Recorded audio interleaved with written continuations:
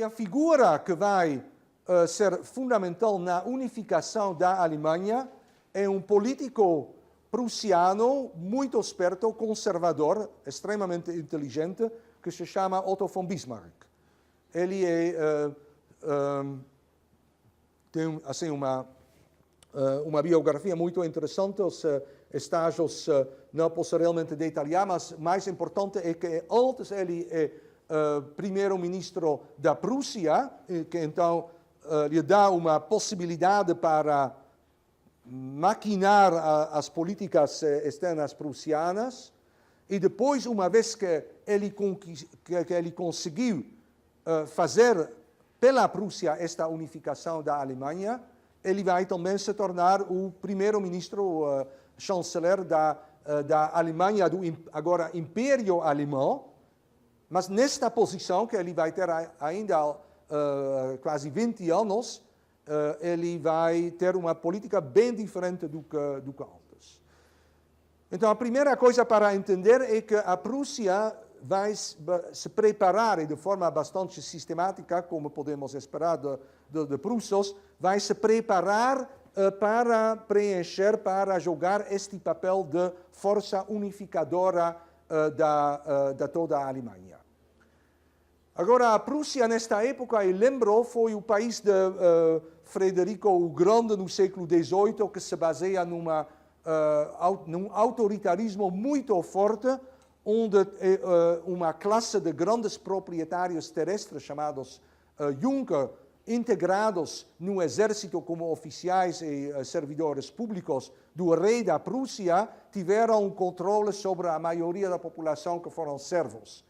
Servos que também foram obrigados a entrar no exército como militares. Um sistema extremamente autoritário, mas que na época da Revolução Francesa perdera sua eficiência, pois a França, com a Wehrmacht, teve um exército ainda maior e mais motivado. A Prússia vai, durante a época de Napoleão Bonaparte, por própria força, abolir a servidão. Desta maneira, já preparar o terreno para se modernizar, mas não perde seus traços autoritários. E a Prússia tem um regime constitucional, mas é basicamente um governo extremamente forte e uma representação do povo extremamente fraca. É esta Prússia que vai organizar uma revolução militar, preparando o instrumento maior para unificar toda a Alemanha, que vai ser o exército prussiano.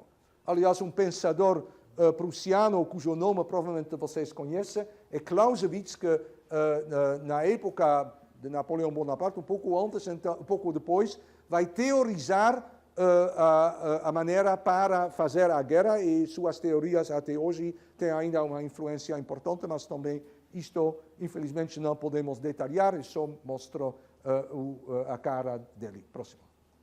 Ok.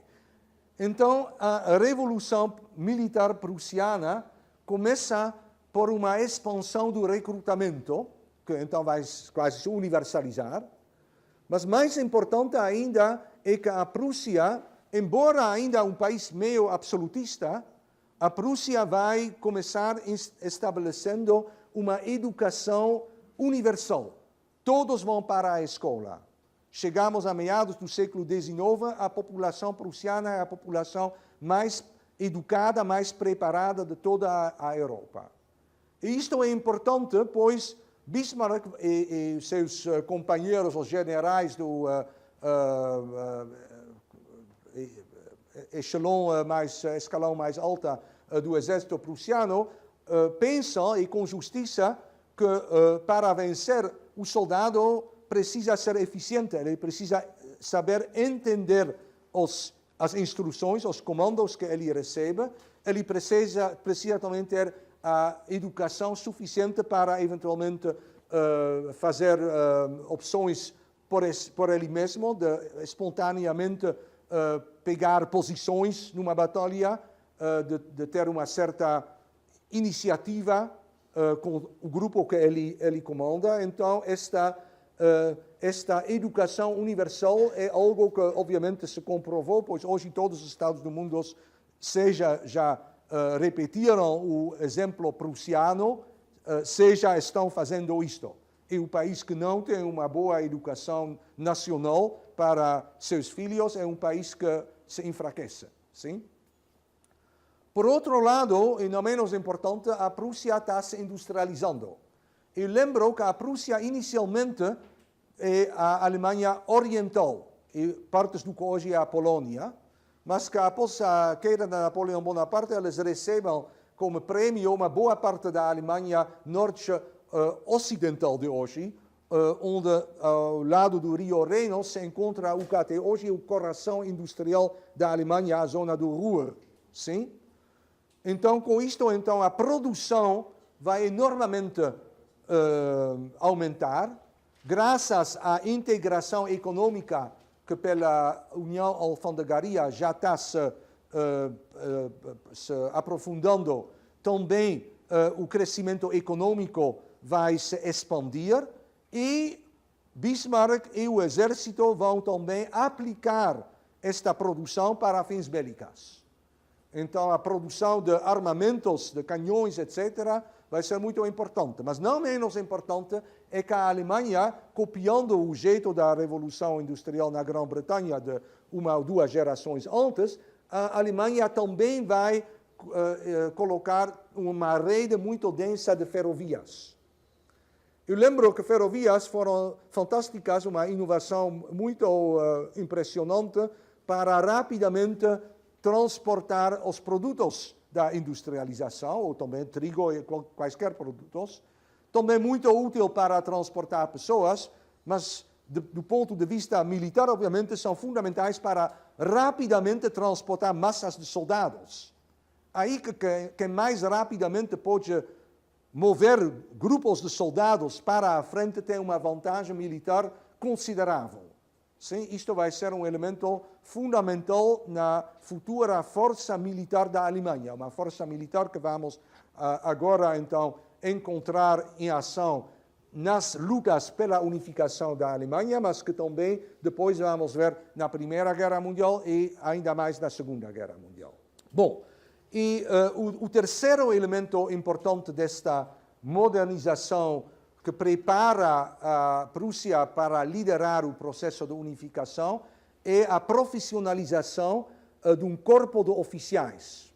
Então, não por acaso que o exército alemão futuro vai se tornar o melhor exército, o mais forte e o mais bem organizado do mundo inteiro. Eles têm um corpo de oficiais que, por exemplo, já nesta época eles estão produzindo cartografia de terrenos, como eles podem usar as vantagens geográficas de cada lugar onde sim ou não pode fazer uma batalha, quais são as possibilidades para o mais eficientemente colocar os recursos militares, bélicos, para os soldados usarem, o que nós chamamos a logística, e muito mais. Sim? Então, este corpo de oficiais se torna também um instrumento fundamental para o uso da Prússia. E, obviamente, com estes elementos de militarização que preparam, então, a unificação, você também paga um preço. Então, tem uma grande industrialização, mas também uma grande produção militar. Você tem muita educação, mas a educação também inculca nos alunos o valor da obediência e da autoridade.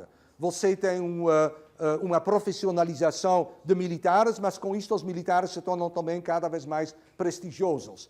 E estas tendências autoritárias militaristas vão também se tornar cada vez mais presentes na mentalidade alemã. Isto vai sobreviver à unificação da Alemanha e vai também influenciar o percurso da Alemanha todo um século. Próximo. Bom, então agora vamos para as etapas desta unificação da Alemanha. Esta unificação se faz em 3 guerras que são todas guerras relativamente breves. Uma guerra da Prússia contra a Dinamarca, uma segunda guerra da Prússia contra a Áustria, uma terceira guerra da Prússia, mais muitas outras partes já aglutinadas da Alemanha, contra os franceses, tudo liderado e planejado por Bismarck. Então, aqui você tem este mapinha. Você pode ver, isto é mais ou menos a Alemanha que vai se fazer. Sim? Então, e aqui você tem o Império Austríaco. Você pode reconhecer ali a Tchequia de hoje, aqui a Áustria de hoje. Então, o Império Austríaco, obviamente, não mais existe. A Alemanha ainda existe.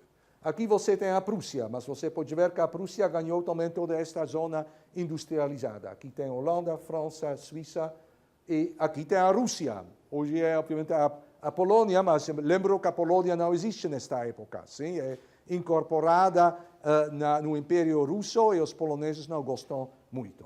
Aqui tem Berlim e aqui tem Viena.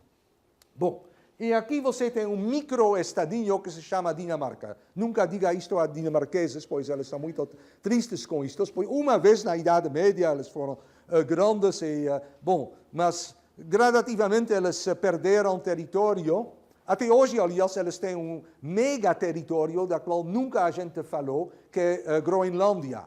Sim, Groenlândia até hoje é uma colônia dinamarquesa.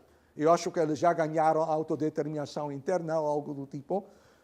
Mas ok, quem mora em Groenlândia não são muitas pessoas, sim? Então também um pouco periférico. Então a Dinamarca está aqui com esta zona no sul da Dinamarca que se chama Schleswig-Holstein, onde metade da população são alemãos, outra metade são dinamarqueses.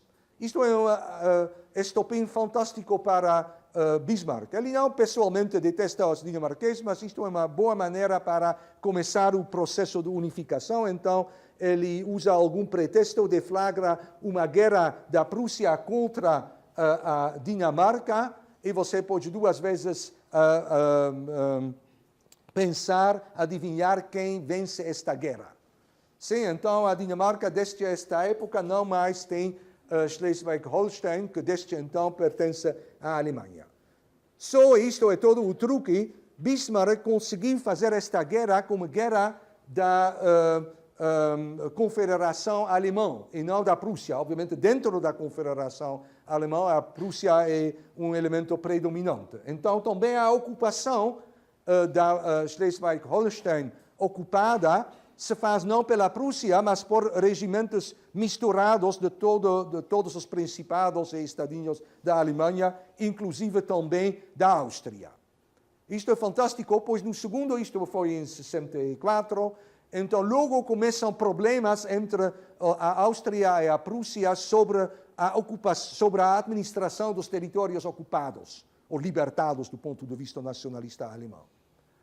E então isto ele está ainda um pouco jogando mais lenha no fogo, e logo você vai ter em 66, como resultado destes problemas, uma guerra entre a Prússia e a Áustria. E esta guerra, então, novamente conduz a algumas batalhas, mais importante delas a Batalha de Königsgrätz, ou hoje Sadova, na Tchequia de hoje. E, novamente, vocês podem duas vezes adivinhar quem vence e quem é derrotado. Obviamente, os austríacos, que não são conhecidos como fetichistas da disciplina, não podem se manter contra o novo exército ultradisciplinado dos prussianos. E, então, isto é uma gravíssima humilhação à Áustria. E logo, então, Bismarck usa esta vitória para aglutinar muitos estados entusiasmados, mas muito menores, à sua esfera. Então, quais são os resultados? Agora se desfaz esta confederação alemã, Deutsche Bund, pois a Áustria, não mais pode participar, então a Prússia organiza agora uma confederação alemã setentrional. Na Alemanha setentrional, obviamente, a predominância prussiana é ainda maior do que já fora antes na Confederação Alemã em geral. Em segundo lugar, ele também aproveita para já arrumar um pouco o território e anexar à própria Prússia várias outras zoninhas dentro da Alemanha do Norte, entre outros Hannover. Hannover é relativamente desimportante, só tem uma exceção, que é o lugar de origem da dinastia inglesa, sim, que é a dinastia de Hanover, embora Então, hoje eles se chamam de Windsor, pois na Segunda Guerra Mundial, então, eles pensaram que melhor mudar o nome para algo que soa um pouco mais inglês do que alemão. Em terceiro lugar, Bismarck inventa uma nova união alfandegaria, ainda mais em favor da Prússia, que então vai ainda mais acrescentar e implantar a influência predominante da Prússia sobre todos os integrantes. Próximo. Ok. E tem ainda uma outra, agora pequeno parêntese, então a Áustria, o Império Austríaco é agora muito humilhado e o próprio Império Austríaco vai também sofrer uma gravíssima transformação como resultado desta derrota em 66. Pois eu lembro que o Império Austríaco é um monstro composto de mais de 10 nacionalidades, o que você pode admirar neste mapa simplificado, e que a predominância política está nas mãos aqueles que falam alemão e que são os austríacos da própria Áustria, e que as outras nacionalidades se sentem frustradas, pois elas querem autodeterminação, autonomia, às vezes mesmo independência. Tem magyares, húngaros, tem tchecos, tem eslovacos, tem eslovenos, tem sérbios, tem croatas, tem ainda alguns italianos, etc., tem romenos. Bom, então é uma situação extremamente frágil, e se faz, então, uma revolta quase, uma fortíssima pressão das nacionalidades. E como o Império Austríaco vai se sair disto? Ela faz algo relativamente esperto. O Império Austríaco vai agora se dividir em duas partes. Eles vão dar total autodeterminação aos húngaros, que são a maior destas nacionalidades, mas nenhuma autodeterminação aos outros povos.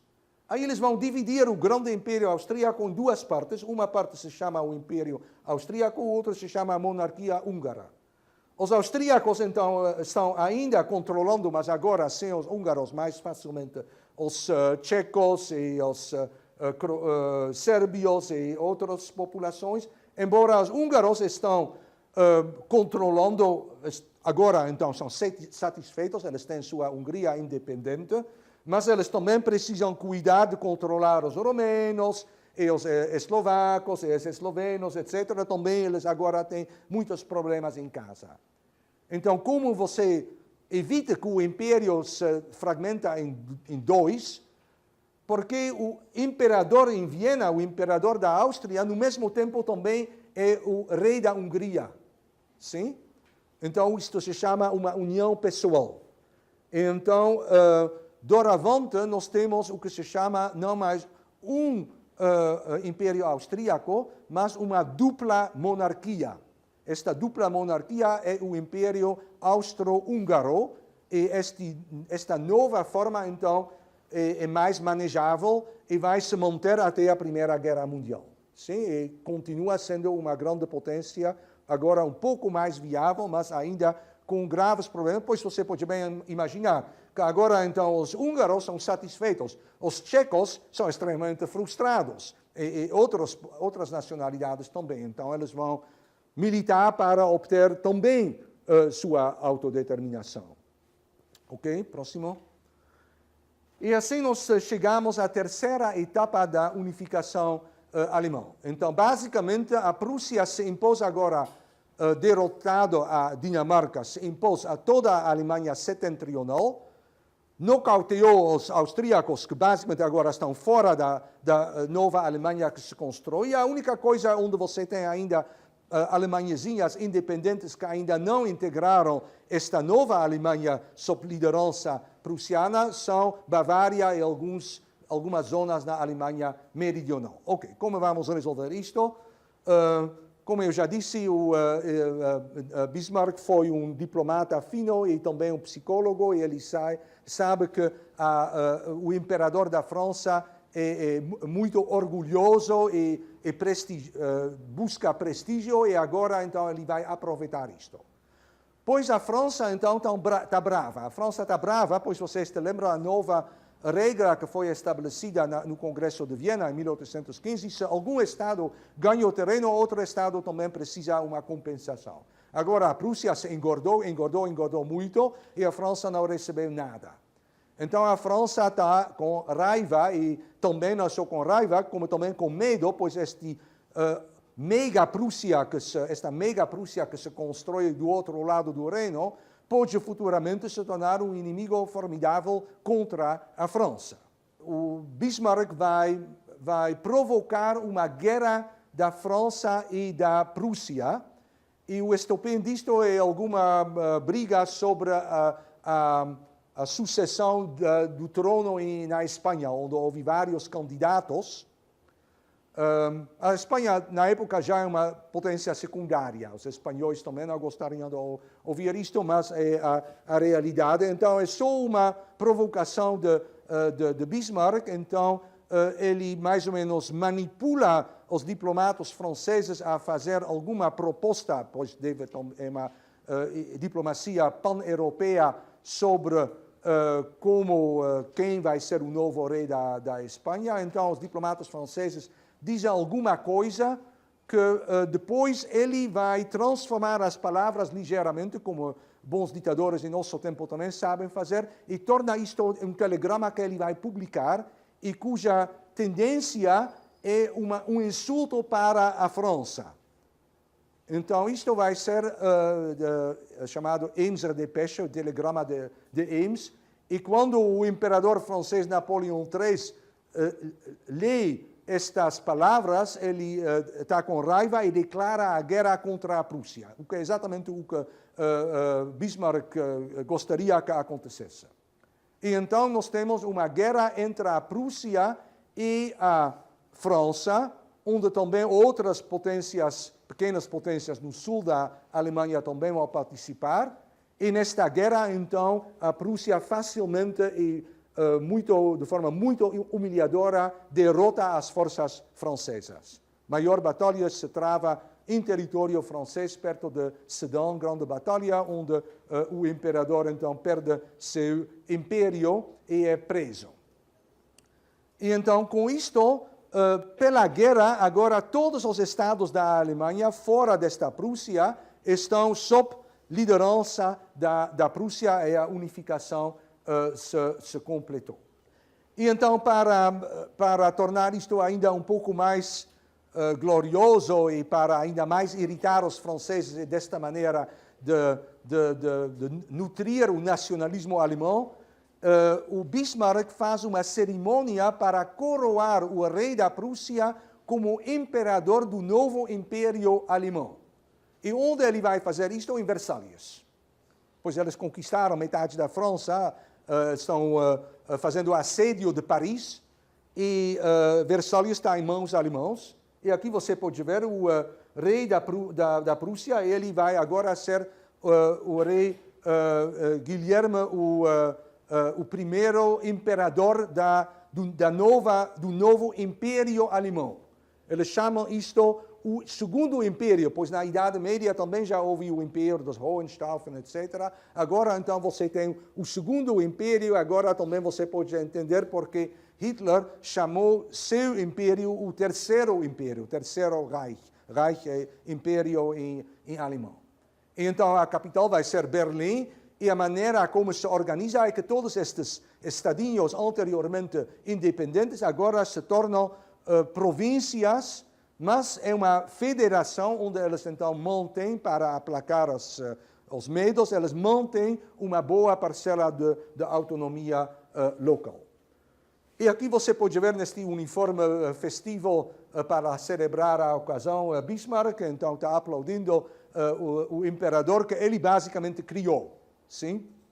E os outros militares e políticos prussianos e outros alemães estão todos aplaudindo, e você pode bem entender como isto é uma humilhação para os franceses, pois Versalhes é o palácio que Luís XIV construíra quase 200 anos antes, ali, a partir deste palácio, ele planejou suas campanhas que conquistaram Alsácia, Lorena e outras partes que foram anexadas à França. Exatamente, então, entre o preço que a França precisa pagar para fazer a paz com a nova Alemanha, a França precisa ceder Alsácia-Lorena, que são também, não por acaso, duas zonas que estão fortemente se industrializando e onde a população ainda fala dialeto alemão. E então esta perda da Alsácia-Lorena vai envenenar as relações entre a França, agora diminuída e humilhada, e a nova Alemanha, que imediatamente vai se tornar a grande potência na Europa. E então, o que acontece, no entanto, na França, é que o império cai, então o imperador perdeu, e então se faz em Paris, assediado pelos alemães, uma nova revolução. Você sabe que em Paris eles gostam de fazer uma revolução, então eles já fizeram uma revolução em 1789, e depois eles fizeram uma revolução de julho de 1830, e depois eles fizeram uma nova revolução em fevereiro de 1848, eles estabeleceram então esta segunda república que deu lugar ao segundo império, e agora eles fazem uma nova revolução, muito à esquerda, muito radical, chamada a Comuna de Paris, e isto vai dar nascimento à terceira república. Só que as reivindicações desta comuna, que são basicamente já reivindicações comunistas, são tão radicais que muito fortemente assustam a burguesia. Na primeira Revolução Francesa, tivemos uma cooperação entre burguesia e artesanato, proletariado industrial ainda não teve, basicamente. Mas agora, 100 anos depois, quase, a burguesia está com medo deste proletariado, então eles deixam as forças militares dizimar e terminar esta Comuna de Paris com grande derramamento de sangue. E então o que vai sair disto é uma nova república burguesa francesa, a terceira república, mas que começa com uma fortíssima divisão interna. E, aliás, também na França é interessante, pois então eles precisam decidir qual vai ser a forma de governo que agora nós queremos. E a maioria dos franceses são monarquistas. A maioria são monarquistas. E então eles vão fazer uma política em três partes. Tem 1/3 de republicanos, 1/3 e 2/3 de monarquistas. Então, por que a França se torna uma república? Porque os monarquistas são divididos entre si, entre os chamados legitimistas e orleanistas. Os legitimistas querem que seria um descendente do último rei borbônico, que seria o novo rei da França, e os orleanistas, que seria o filho de Luís Filipe de Orleans, que foi o rei burguês entre 1830 e 1848. E eles têm mais